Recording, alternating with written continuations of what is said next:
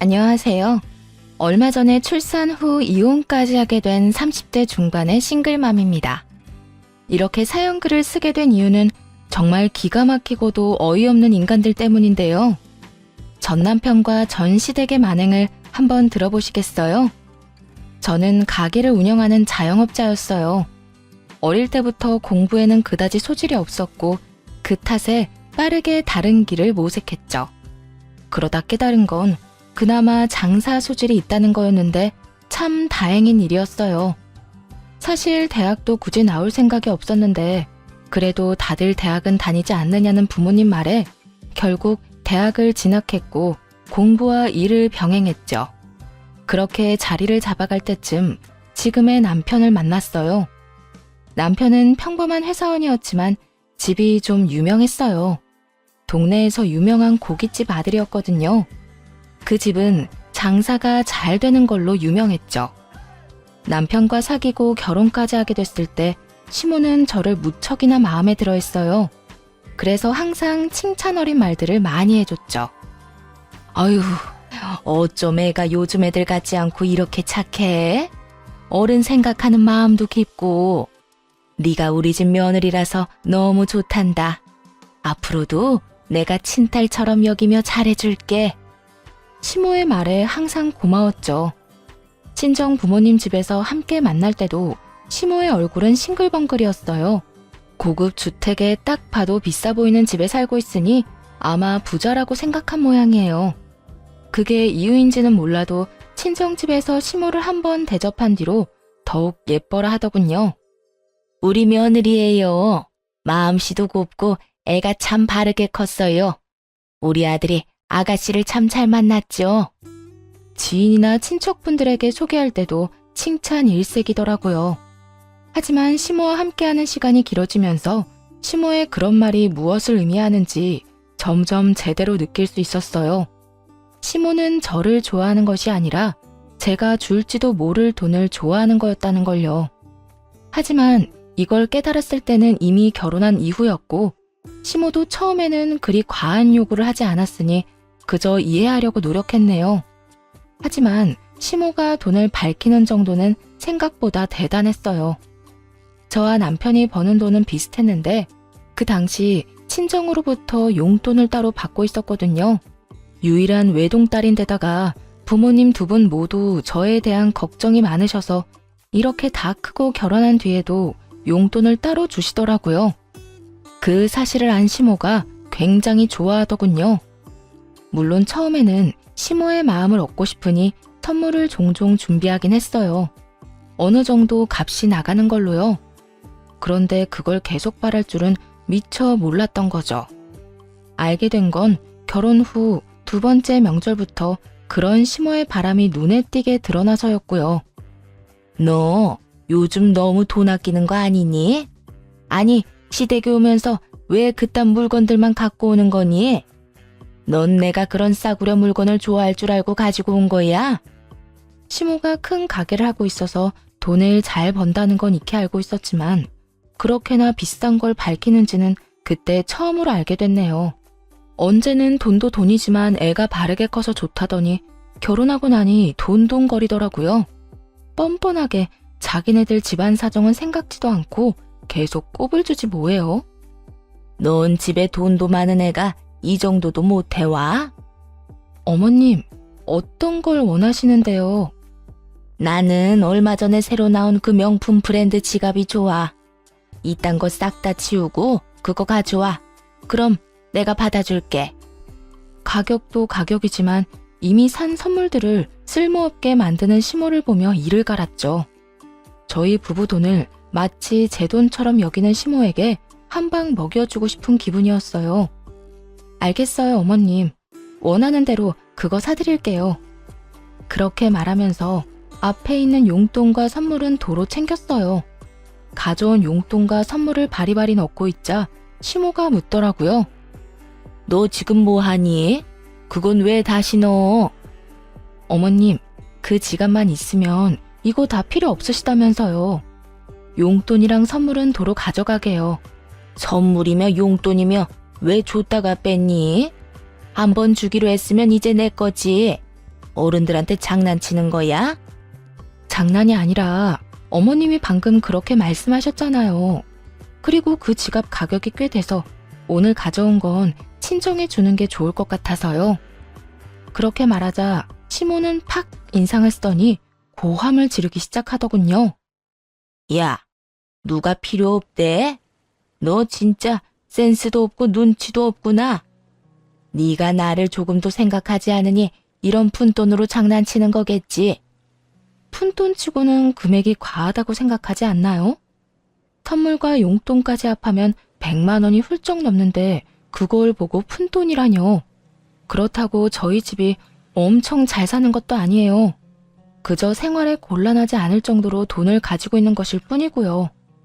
부모님이 살고 있는 커다란 주택도 부모님이 마련하신 집이 아니라 조부모님 집이었던 거였고요.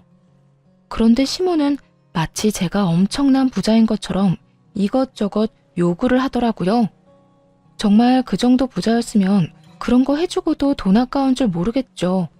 근데 전 평범한 자영업자이고 남들과 똑같이 돈 벌어서 제 돈으로 선물을 드리는 건데 이런 식으로 나오니 정말 화가 나더군요. 그래서 싸늘하게 식은 표정으로 남편에게 말했어요. 여보, 당신도 그 푼돈으로 우리 엄마한테 지갑 하나 사드려. 똑같은 걸로. 별거 아니지? 어머님이 푼돈이라잖아. 그 정도 푼돈도 없다고 하진 않겠지? 이 말에 남편은 당황한 듯 쳐다봤어요. 저야 태연한 표정이었죠. 그런데 시모가 남편 대신 엄청 화를 내더라고요.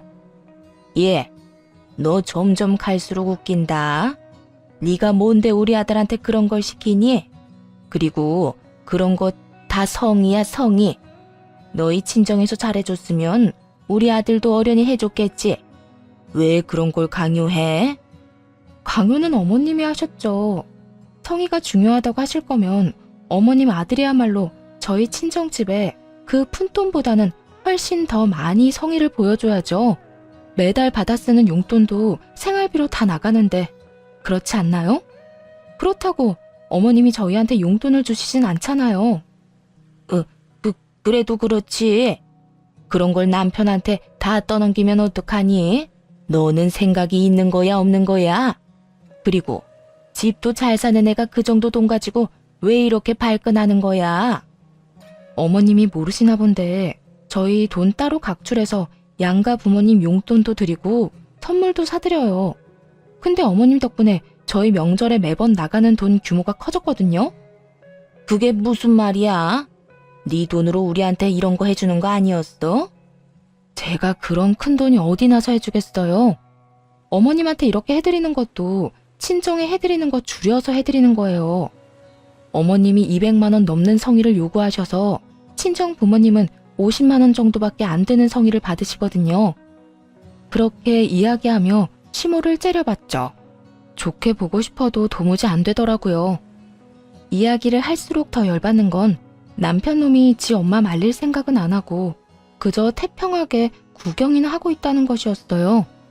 그러다 남편에게 친정엄마에게 명품 지갑을 사주라고 하니 그제서야 당황해서 허둥대는 꼴이란 그저 웃기더라고요. 이게 성의를 보이는 용돈이 맞나요? 매달 100만 원씩 용돈 주시는 친정에는 50만 원 주고 마는데 어머님은 아무것도 안 해주시면서 200만 원 넘게 받아가시잖아요. 그래놓고 원하는 선물을 지정하시기까지. 그렇게 이야기하자 시모가 입을 꾹 다물더군요. 하긴 분리할 땐 묵비권이 최고 아니겠어요? 근데 어떡하나요? 지 아들놈은 당장 발등에 불이 떨어졌는데 여보, 나 진짜 더 이상 낼 돈 없어. 어떻게 이번에도 당신이 좀 해주면 안 될까? 그리고 장모님 비싸고 이런 거 별로 안 좋아하시잖아. 그런데 굳이 꼭 해드려야 돼? 이런 상황에서도 제게 떠넘기려는 듯 남편놈이 울상을 지으며 불쌍한 척을 하더군요. 그래서 냉정하게 말해줬죠. 안 좋아한다고 싫어하는 건 아니지. 비싸고 좋은 거 누가 싫어해? 우리 엄마도 비싼 거 좋아해. 다만 벌어서 저축해야 될 시기에 그런 식으로 우리가 돈 쓰는 거 별로 반기질 않아서 그러시는 거지. 다 우리 생각해서 용돈도 주시는 거고. 그러면 항상 했던 것처럼 하면 되잖아. 아니면 이 선물들 장모님한테 갖다 드리면. 근데 당신도 정말 염치 없다. 당신 부모님은 원하는 브랜드까지 골라서 명품 지갑 사달라고 당당하게 요구하는데 어떻게 우리 집에는 50만 원으로 퉁치자고 말할 수가 있어? 한두 번도 아니고. 내가 언제 퉁치자고 했어. 그냥 장모님이 그런 거 안 좋아하시니까 안 하는 게 낫지 않냐고 물어보는 거지. 그럼 당신 어떡할래? 둘 중에 하나 골라. 친정이랑 시댁 규모를 맞출 거면 어머님 걸 줄이는 게 나을까? 아니면 친정에 주는 걸 늘리는 게 나을까? 양가 똑같이 하게 되면 너도 그만큼 더 내야 돼. 지금도 내가 더 내고 있잖아. 왜 그렇게 빡빡하게 물어? 이때까지 잘했잖아. 그냥 그렇게 하면 되지. 그렇게 할 수 없도록 어머님이 말씀하시잖아. 여태껏 뭐 들었어? 이해가 안 돼? 아니면 내가 여기까지 이 사태를 끌고 왔다고 말하고 싶은 거야? 아니지. 너희 어머님이 갑자기 명품 요구해서 여기까지 온 거잖아. 저를 탓하려는 듯 입을 삐죽이는 남편놈을 보고 열이 받아서 시모를 뚫어져라 쳐다보며 말했죠. 아들은 그 푼돈이 없어서 아끼려고 이렇게 아등바등인데 어머님은 며느리 돈이라는 생각에 참 쉽게 쓰셨나 보네요. 앞으로도 그렇게 요구하세요. 더 큰 걸 요구할수록 저도 남편에게 더 많이 돈 내라고 요구할 테니까요. 그 이야기에 시모가 입술을 꽉 물더군요. 분리할 때마다 나오는 버릇인가 보죠. 그걸 보니 체증이 좀 내려가는 기분이었어요. 솔직히 이쯤 되면 그만하라고 말할 줄 알았거든요. 아니면 패배 선언이라도 할 줄 알았는데 시모는 전혀 가타부타 말이 없더라고요. 머릿속에서 이리저리 저울질하는 모양이었죠. 그래서 시모가 선택하기 쉽도록 남편에게 칼자루를 쥐어주기로 했어요. 어머님이 당신 힘든 건 생각도 안 하시나 봐.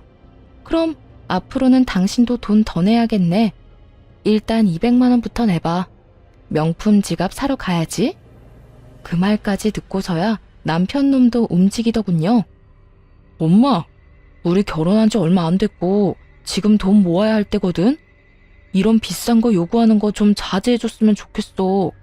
나도 돈 별로 없고. 솔직히 장모님은 이런 거 안 바라셔. 그분은 그런 거 없어도 교양 있어 보인다고.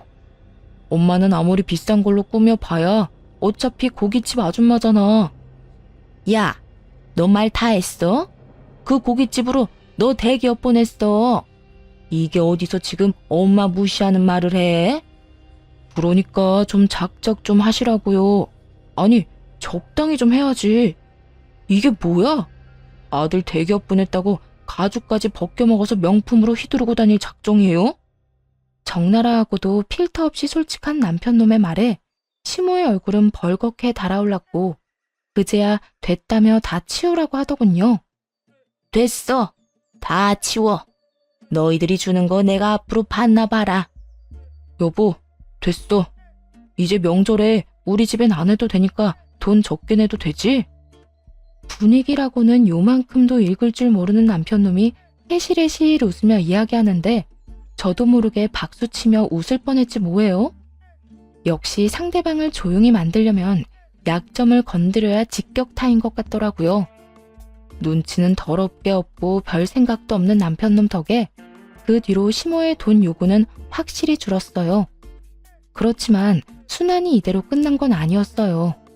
오히려 한층 더 어둡고 짜증나는 식으로 진행됐죠. 시모와 그 사건이 있은 후에 임신했다는 사실을 알게 됐거든요. 빨리 시부모에게 이야기하고 싶었지만 얼마 전 그리 좋은 분위기가 아니었다 보니 바로 오픈하지 못했죠. 친정에는 이 좋은 소식을 먼저 전해드렸고요. 엄마, 나 이제 곧 엄마 돼. 우리 애기 이제 8주야. 뭐? 정말? 잘 됐다. 이렇게 빨리 애가 생기다니. 엄마가 너무 느긋하게 생각하고 있었나 보네. 조리는 친정에서 할 거지? 엄마 힘들게 어떻게 그래. 자주 애기 데리고 갈 테니까 조리는 조리원에서 할게요. 너무 서운해하지 말고. 다 엄마 생각해서 하는 말이야. 내 맘 알죠? 친정엄마는 몸이 많이 약한 분이세요. 만성적인 무릎 통증이며 혈액순환 장애로 고생하시는데 그런 어머니에게 산후조리라는 힘든 일을 시킬 수는 없었죠.